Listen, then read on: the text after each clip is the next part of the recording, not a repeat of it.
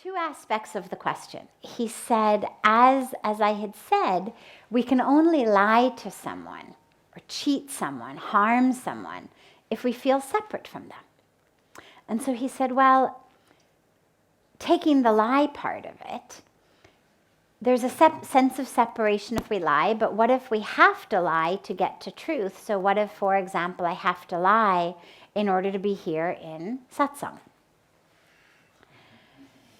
So there's two pieces. When we lie to someone, even if we do it for good reason, there absolutely is a sense of separation between you and that person. So whomever you're lying to, even if it is with great intention, even if it is necessary, nonetheless, in the moment that you are telling a lie, there is absolutely a sense in your mind and your experience that you are separate from that person. If I am in an experience of oneness with you, I can't lie to you. That's part one. Piece two is really a question not about separation, but it's a question about, is it ever okay to do something that seems wrong, but that's in service of something that is right? So, specifically with regard to speech, in the Bhagavad Gita, Lord Krishna gave us a beautiful equation.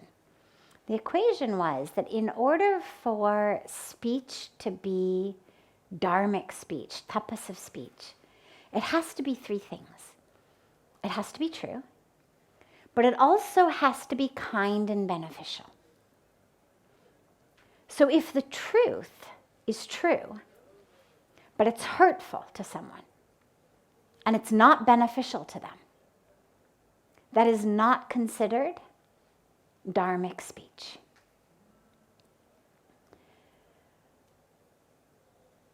Now you raise the question of, well, what if it's not true? So what if it's kind and beneficial, but it's not true?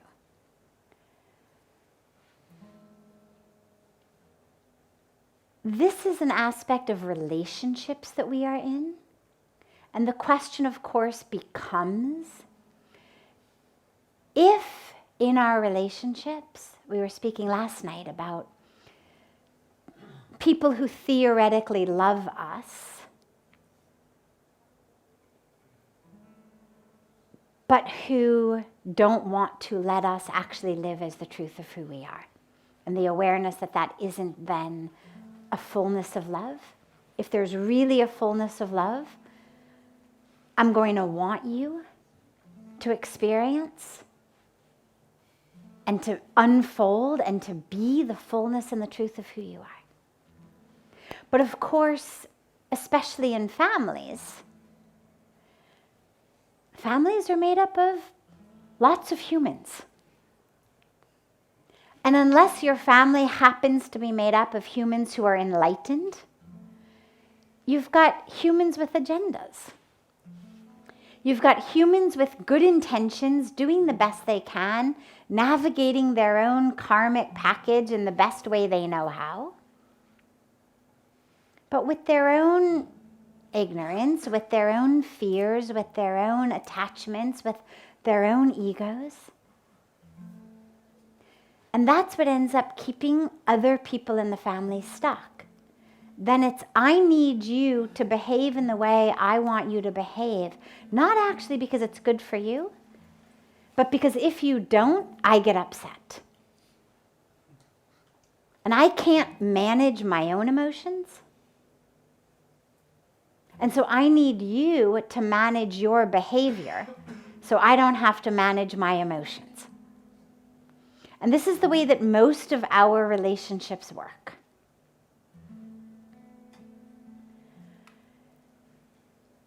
And this is something, as we embark on a spiritual path, each of us has to navigate for ourselves. Again, if you look back to the battlefield upon which the Gita was spoken, back to the story of the Mahabharata, Well, we know there were moments. There were moments in the war for Dharma where things were said, things were done, that if taken out of context, you'd say, oh, that was a lie, or oh, that was maybe not really a lie, but maybe not really the fullness of the truth.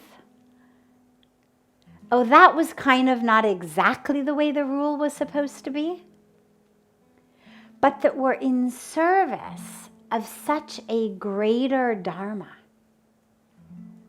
And this is something that each of us has to navigate for ourselves. But here's the issue, and here's where it's sticky. The ego is really dangerous, because the ego, the minute that we allow ourselves the freedom of flexibility, the freedom to say, well, all right, if I know this is my truth, to be in satsang, to be in arti, to be on the banks of Ganga, to be meditating. If I really know that's my truth, what do I have to do? I mean, I'll tell you a personal story. After I first moved to India, when I would go back to Los Angeles to visit my family, one of the things very, very important to my mother was always sleep. Lots of sleep, lots of hours of sleep. Since I was a kid, it was always make sure you get lots of sleep, and I was always put to bed very, very early, and okay. So she always worries, to this day, that I don't get enough sleep. So when I first would go back to visit, of course, they saw me so infrequently. They wanted as much time from me as they could have. And I knew from the minute in the morning that I went out into the kitchen to get some hot water, well, the kitchen is near my mom's room, and then it's, oh, good morning, honey, how are you? And well, for me, I have a morning practice of meditation.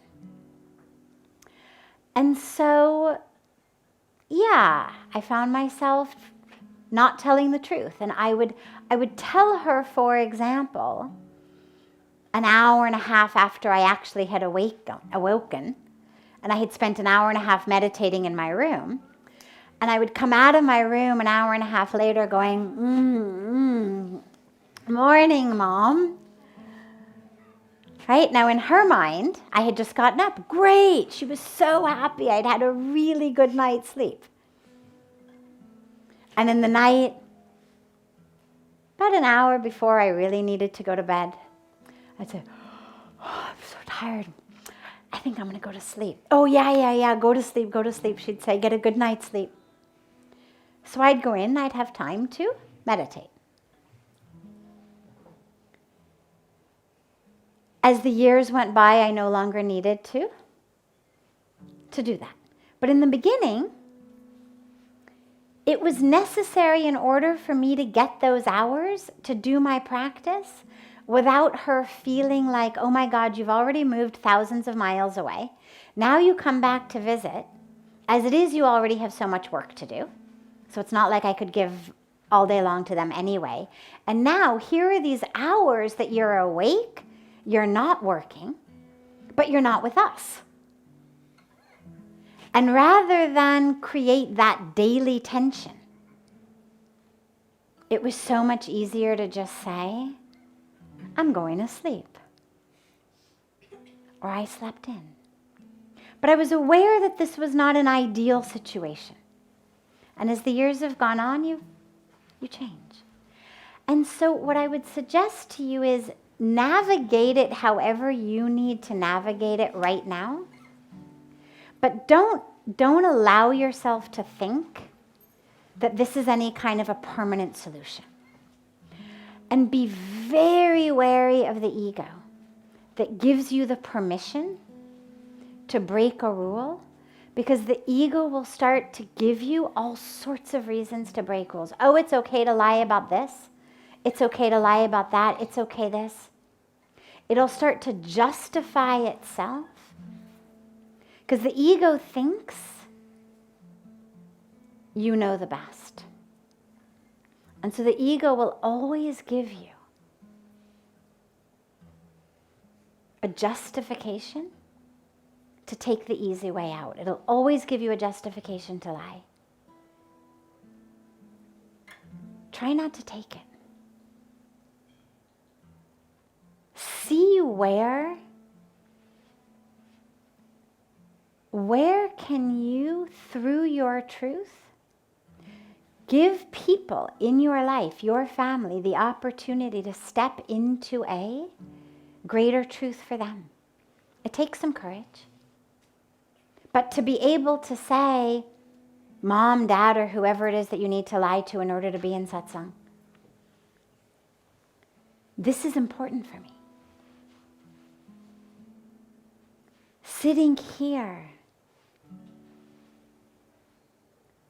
I'm experiencing an aspect of me, I'm learning about me, I'm touching me, I'm evolving, I'm awakening, however you explain it. And that's essential to me. Because if I don't know who I am, I don't know how to move through the world. Then I'm just obedient. But I want to be more than obedient. I want to really be an awake, light-filled tool in the hands of God. But in order to do that, I have to clear away some of the stuff. I have to clear away some ego. I have to clear away some ignorance. I have to clear away a lot of stuff. Give them an opportunity to step into a space that's bigger than the space that they're in. The other last piece of this is, we underestimate the power actually of a lot of our loved ones a lot. We take a shortcut and an easy way out, thinking they won't be able to handle it, or just because we are conflict averse. But sometimes speaking the truth and holding it in a place of love and inviting others into that place of truth is very, very powerful, and is exactly perhaps what that aspect of your Dharma is. Because now, for me, in such a beautiful way that the universe works, now, not starting even now, starting years ago, my mom says, I want to learn to meditate. Teach me to meditate. Do you think you could meditate with me? So you see how when people are given a little bit of space into which they can also expand, that's more than the space that they're used to living in. Not in every case, but in a lot of cases, if that space is opened with love, with truth, not with I'm better than you are, but just in your love, in your truth, if you can create that space for them, who knows, maybe they'll join you in satsang.